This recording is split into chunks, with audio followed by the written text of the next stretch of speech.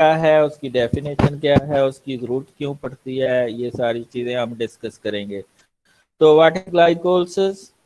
The lysis of glucose into two molecules of pyruvate producing two ATPs in case of anaerobic process and ATPs in case of aerobic process।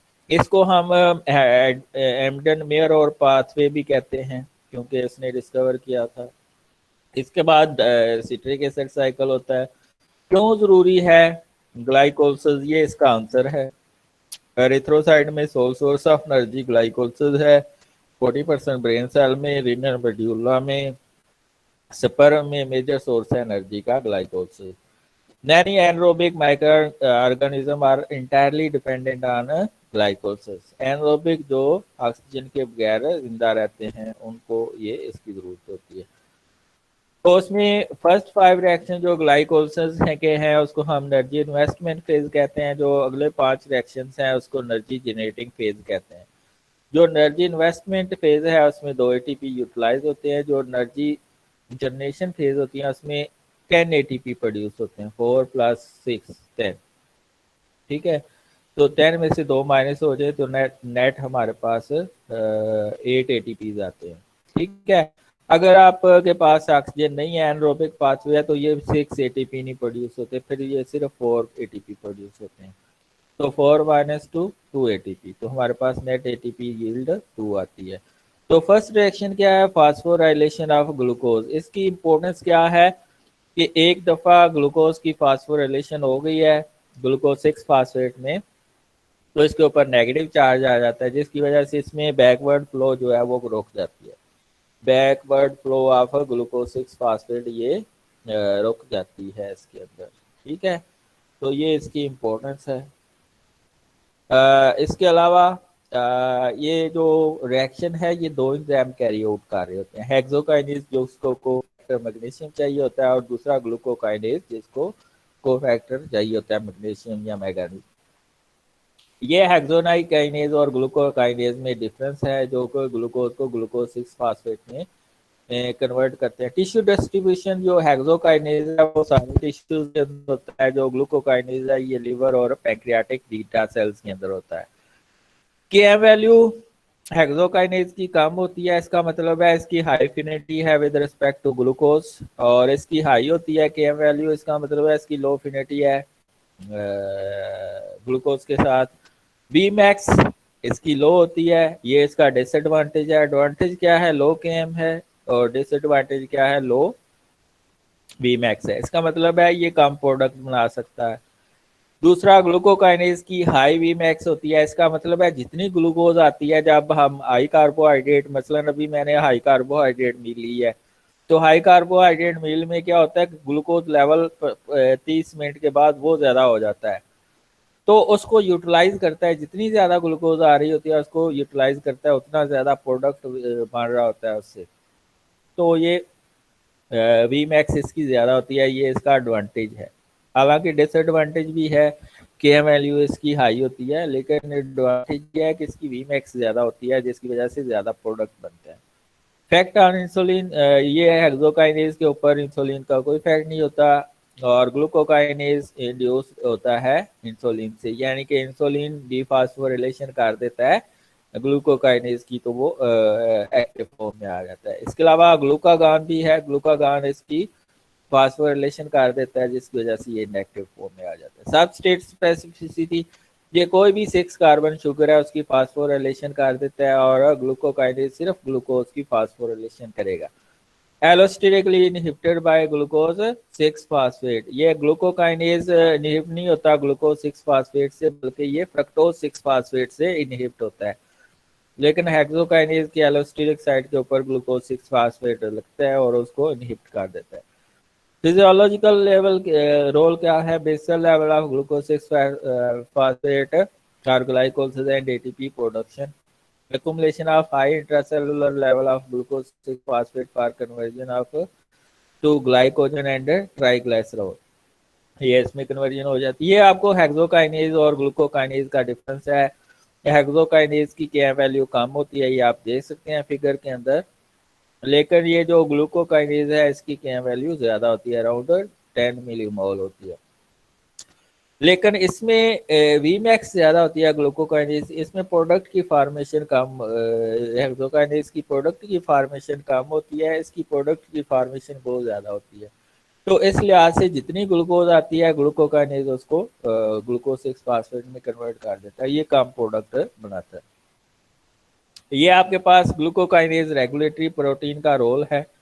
जब glucose का level high होता है तो ये glucose message देता है आपके nucleus को, न्यूक्लियस का इंटरनल मैसेज देता है, वो ग्लूकोकाइनेज रेगुलेटरी प्रोटीन क्या करती है, ये जो ग्लूकोकाइनेज इसके साथ लगा होता है उसको बाहर छोड़ आती है, भाई जाके तुम तो ग्लूकोज की ग्लूकोज 6 फास्फेट में फास्फोरिलेशन करो। दूसरा फ्रक्टोज 6 फास्फेट क्या करता है, जब इसका लेवल हाई होता है तो ये क्या करता है, ये मैसेज देता है जाके न्यूक्लियस को, और भाई मेरा लेवल बहुत ज़्यादा हो गया, मुझे और ज़्यादा फ्रक्टोज 6 फास्फेट की ज़रूरत नहीं है। तो ग्लूकोकाइनेज रेगुलेटरी प्रोटीन क्या करती है, बाहर जाती है, ये बाहर जो घूम रहा होता है फ्रीली वारा पन कर रहा होता है, इसको पकड़ के अंदर ले आती है, ठीक है, और ये इनहिबिट हो जाता है। तो इसमें क्या होता है कि ग्लूकोज एक्टिवेटर का काम कर रही है और फ्रक्टोज 6 फास्फेट इनहिबिटर का काम कर रही होती है। आगे है ग्लूकोज 6 फास्फेट की कन्वर्जन इनटू फ्रक्टोज 6 फास्फेट। इसमें आइसोमेरेज एंजाइम का काम है, ये क्या काम करता है, इस अल्डोजिक शुगर को इस कीटोनिक शुगर में कन्वर्ट करता है, कोई स्ट्रक्चरल चेंजेस नहीं आती, ठीक है, सिर्फ ग्लूकोज 6 फास्फेट फ्रक्टोज 6 फास्फेट में चेंज होती है। अगला रिएक्शन जो है वो हाईली रेगुलेटरी है। किस लिहाज से हाईली रेगुलेटरी है, फ्रक्टोज 6 फास्फेट से फ्रक्टोज 1,6 बिस फास्फेट का बनना। इसमें काफी फैक्टर जो है इसको जो है वो फास्फोफोटोकाइनेज 1 को इनहिबिट कर रहे होते हैं या एक्टिवेट कर रहे हैं। फास्फो फ्रक्टोज 6 फास्फेट एटीपी की मौजूदगी में फ्रक्टोज 1,6 बिस फास्फेट में कन्वर्ट होता है फास्फोफोटोकाइनेज 1 की मौजूदगी में, ठीक है। एक एटीपी यूटिलाइज होता है जब ग्लूकोज ग्लूकोज 6 फास्फेट में चेंज होता है। दूसरा एटीपी यूज होता है जब ये एक एटीपी इधर यूज हुआ है, दूसरा एटीपी ये यूज हुआ है जब फ्रक्टोज 6 फास्फेट फ्रक्टोज 1,6 बिस फास्फेट में कन्वर्ट हो रहा है, ठीक है। अब अगर आप देखें इसमें हाई लेवल मॉलिक्यूल जो हाई एनर्जी स्टेट है in the form of ATP citrate, ये इसके एलोस्टेरिक साइड के ऊपर आके लगेंगे तो ये इसको इनहिबिट कर देंगे। मसलन सिट्रेट अगर इसकी एलोस्टेरिक साइड के ऊपर आकर लगता है तो इसको इनहिबिट कर देता है, तो इसको हम फीडबैक नेगेटिव फीडबैक रेगुलेशन भी कहते हैं। अगर लो एनर्जी स्टेट है बॉडी का, एएमपी इसको एक्टिवेट कर देगा फास्फोफोटोकाइनेज 1 को। इसके अलावा जो फास्फोफोटोकाइनेज 1 है ये फ्रक्टोज 2,6 बिस फास्फेट से एक्टिवेट होता है, और फ्रक्टोज 2,6 बिस फास्फेट फास्फोफोटोकाइनेज 2 से बनता है। फास्फोफोटोकाइनेज 2 जो है वो एक्टिवेट होता है इंसुलिन से और इनएक्टिव होता है ग्लूकागान से। तो अगर ग्लूकोज का लेवल ज्यादा होगा तो इंसुलिन ज्यादा होगी, इंसुलिन ज्यादा होगी तो क्या होगा, फास्फोफोटोकाइनेज 2 एक्टिवेट रहेगा, तो ये फ्रक्टोज 6 फास्फेट से एक और प्रोडक्ट बनेगा फ्रक्टोज 2,6 बिस फास्फेट। फास्फोफोटोकाइनेज 2 क्या करेगा, सेकंड कार्बन के ऊपर फास्फेट ग्रुप लगा देगा, ये इसका सेकंड कार्बन है तो इसके ऊपर भी फास्फेट ग्रुप लगा देगा, तो ये एक्टिवेट कर देगा। तो इसमें इंसुलिन जो है वो डायरेक्टली इसको एक्टिवेट नहीं कर रही बल्कि इनडायरेक्टली बाय फ्रक्टोज 2,6 बिस फास्फेट से इसको एक्टिवेट कर रही है। अगला रिएक्शन जो है वो लाइसिस है, इसमें एल्डोलिज ए का रोल है। इसका मतलब है कहीं एल्डोलिज बी भी होगा, वो फ्रक्टोज की मेटाबॉलिज्म में होता है। तो इसमें क्या होता है, यहाँ पे लाइसिस होती है, यहाँ से लाइसिस होगी तो ये क्या होगा, इसमें ये चेंज हो जाएगा, ये H चला जाएगा ऊपर तो ये CH2OH में चेंज हो जाएगा, ये चेंज हो जाएगा डाईहाइड्रोक्सी एसीटोन फास्फेट के अंदर, और ये नीचे वाला प्रोडक्ट चेंज हो जाएगा ग्लाइसरॉल्डिहाइड 3 फास्फेट के अंदर। नीचे वाला प्रोडक्ट किसके अंदर चेंज हो जाएगा, ग्लाइसरॉल्डिहाइड 3 फास्फेट के अंदर चेंज हो जाएगा। तो नॉर्मल केसेस में क्या होता है, ये जो डाईहाइड्रोक्सी एसीटोन फास्फेट है ये आइसोमेरेज एंजाइम की मौजूदगी में ग्लाइसरॉल्डिहाइड 3 फास्फेट में चेंज हो जाता है। तो पहला इस ग्लाइसरॉल्डिहाइड 3 फास्फेट का एक मॉलिक्यूल होता है, लेकिन अब बाद में ये दो मॉलिक्यूल में ये चेंज हो जाता है, ठीक है। तो जब ये ग्लाइकोलिसिस बहुत ज्यादा हो रही हो तो ये di hydroxy acetone phosphate glycerol 3 phosphate की फॉर्मेशन में भी जा सकता है, फैट की सिंथेसिस में भी जा सकता है बाय ग्लाइसरॉल 3 फास्फेट डिहाइड्रोजिनेज।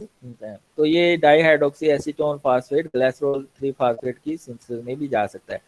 तो ये ग्लिसरॉल 3 फास्फेट जो आपके पास आया है, इसकी आगे ऑक्सीडेशन होती है। नेक्स्ट रिएक्शन के अंदर क्या होती है, ऑक्सीडेशन होती है इसकी, किसकी, ग्लिसरॉल्डिहाइड 3 फास्फेट। ये ग्लिसरॉल्डिहाइड 3 फास्फेट है, ऑक्सीजन की मौजूदगी में ये ग्लिसरॉल्डिहाइड 3 फास्फेट की ऑक्सीडेशन होती है फर्स्ट कार्बन के ऊपर। तो ये एल्डिहाइड ग्रुप जो है वो कार्बोक्सिलिक ग्रुप में चेंज हो जाता है। तो जो ही इसकी ऑक्सीडेशन होती है, यहाँ से प्रोटॉन निकलते हैं, एनएडी को मिलते हैं और ये एनएडीएच में चेंज हो जाता है। क्योंकि ये दो मॉलिक्यूल हैं तो अगले सारे रिएक्शन दो दफा हो रहे होंगे, यानी कि दो एनएडीएच मार रहे होंगे, दो मॉलिक्यूल 1,3 बेस फास्फोग्लिसरेट के मारे होंगे। तो इस रिएक्शन में क्या होता है, ये फर्स्ट कार्बन की ऑक्सीडेशन होती है, ऑक्सीजन की मौजूदगी में ये कार्बोक्सिलिक ग्रुप में चेंज होता है। प्लस एक काम और होता है, इसमें inorganic phosphate group first carbon के ऊपर लग जाता है और ये हाईली अनस्टेबल होता है, हाईली अनस्टेबल होता है। ये जो फास्फेट ग्रुप कार्बोक्सिलिक ग्रुप के साथ लगता है, ये हाईली अनस्टेबल होता है। तो नेक्स्ट रिएक्शन में ये जो है वो एनर्जी प्रोड्यूस करेगा। नेक्स्ट स्टेप में क्या होगा, ये एनर्जी प्रोड्यूस करेगा। तो इसमें ये भी रिवर्सिबल रिएक्शन है। पहला, तीसरा और 10वां ये रिएक्शन इंपॉर्टेंट है क्योंकि ये रेगुलेटरी हैं और इरिवर्सिबल हैं। फर्स्ट रिएक्शन है वो ग्लूकोज से ग्लूकोज 6 फास्फेट का बनना, सेकंड रिएक्शन है फ्रक्टोज 6 फास्फेट से फ्रक्टोज 1,6 बिस फास्फेट का बनना, और तीसरा रिएक्शन है फास्फोइनोल पायरुवेट से पायरुवेट का बनना। तो ये तीन रिएक्शन इरिवर्सिबल हैं। अगला रिएक्शन जो है उसमें क्या होता है, ये जो आपका 1,3 बिस फास्फोग्लिसरेट है ये चेंज हो जाता है 3 फास्फोग्लिसरेट के अंदर, ठीक है। और इसमें फास्फो ग्लिसरेट काइनेज का 1,3 बिस फास्फोग्लिसरेट है काइनेज का रोल आ जाता है। ये जो हाईली अनस्टेबल फास्फेट ग्रुप जब टूटता है इससे बहुत ज्यादा एनर्जी मिलती है, ये एडीपी की फास्फोरिलेशन को में चेंज यूज हो जाती है, इसमें एटीपी बनता है। तो ये दो मॉलिक्यूल हैं तो इसलिए से इधर दो एटीपी बनेंगे। तो this is the first reaction of substrate level of phosphorylation. क्योंकि high energy substrate energy produce कर रहा है, इसको हम substrate level of phosphorylation. If high energy produce high energy molecule produce energy in the form of AT, this is known as substrate level of phosphorylation। अच्छा, red blood cell के अंदर एक छोटा सा पाथवे होता है जिसको हम रैपोपोर्ट लोबरिंग साइकिल भी कहते हैं। बाज़ औक़ात 1,3 बिस फास्फोग्लिसरेट म्यूटेज एंजाइम की मौजूदगी में 2,3 बिस फास्फोग्लिसरेट में चेंज हो जाता है, यानी कि ये फास्फेट जो फर्स्ट कार्बन के ऊपर है ये सेकंड पे आके लग जाता है। फिर फास्फाटेज एंजाइम जो कि रेड ब्लड सेल के ही अंदर होता है, ये सेकंड कार्बन के ऊपर जो फास्फेट ग्रुप लगा होता है उसको रिमूव कर देता है। तो ये एज ए जो ये रिएक्शन में दो एटीपी बन रहे होते हैं वो नहीं बनते, जिसकी वजह से क्या होता है, रेड ब्लड सेल अपना फंक्शन कम कर देते हैं। बहरहाल ये माइनर पाथवे है, इसको हम रैपोपोर्ट लोबरिंग साइकिल कहते हैं। Shift of phosphate group from third carbon to second carbon. अगले में क्या होता है, फास्फोग्लिसरेट म्यूटेज क्या करता है, ये थर्ड कार्बन से फास्फेट ग्रुप को उठा के सेकंड कार्बन पे ले आता है। ये फास्फेट ग्रुप की ओरिएंटेशन चेंज हो गई है। अच्छा, इस रिएक्शन में मैं एक चीज बताना भूल गया हूँ कि इसमें एनर्जी प्रोड्यूस हो रही है। ये बहुत एक्सेप्शन है बॉडी के अंदर कि इसमें एनर्जी प्रोड्यूस हो रही है, बायोएनर्जेटिक्स से इन्वॉल्व है, लेकिन ये रिवर्सिबल रिएक्शन है। लेकिन ये क्या है, रिवर्सिबल रिएक्शन है, ये एक्सेप्शन है। तो ये आपके पास 2 फास्फोग्लिसरेट आ गया। 2 फास्फोग्लिसरेट जो है यानी कि सेकंड कार्बन के ऊपर फास्फेट ग्रुप लगा हुआ है, इसकी इनोलेज एंजाइम की मौजूदगी में डिहाइड्रेशन होती है। डिहाइड्रेशन का मतलब क्या है, हाइड्रोक्सिल ग्रुप इधर से रिमूव होगा और हाइड्रोजन इधर से रिमूव होगा, तो इधर इनोल ग्रुप आ जाता है। इधर क्या हो जाता है, इनोल ग्रुप आ जाता है, ये CH2 डबल बॉन्ड। और ये जो कार्बोनाइल ग्रुप है इसके साथ जो फास्फेट ग्रुप लग जाता है ये हाईली इनोल ग्रुप के साथ जो फास्फेट ग्रुप लग जाता है ये हाईली अनस्टेबल होता है। ये भी नेक्स्ट रिएक्शन में जाकर एनर्जी देगा, ठीक है। फास्फोइनोल पायरुवेट जो है पायरुवेट में चेंज हो जाएगा in the presence of pyruvate kinase. ये रिवर्स रिवर्सिबल रिएक्शन है, इसको जो एक्टिवेट करती है चीज वो फ्रक्टोज 1,6 बिसफॉस्फेट है। तो इसमें एनर्जी प्रोड्यूस हो रही है, ठीक है। इसमें क्या हो रहा है, this is the second reaction of substrate level of phosphorylation. ये जब फास्फेट ग्रुप उतरता है इससे बहुत ज्यादा एनर्जी बनती है जो कि एडीपी की फास्फोरिलेशन इनटू एटीपी में यूज होती है। तो ये दूसरे 2 एटीपी बनते हैं, तो टोटल जो सबस्ट्रेट से 4 एटीपी बनते हैं। दो जब NADH के मॉलिक्यूल ऑक्सीडाइज होते हैं उधर 6 एटीपी प्रोड्यूस होते हैं, तो टोटल 10 एटीपी प्रोड्यूस होते हैं इसमें।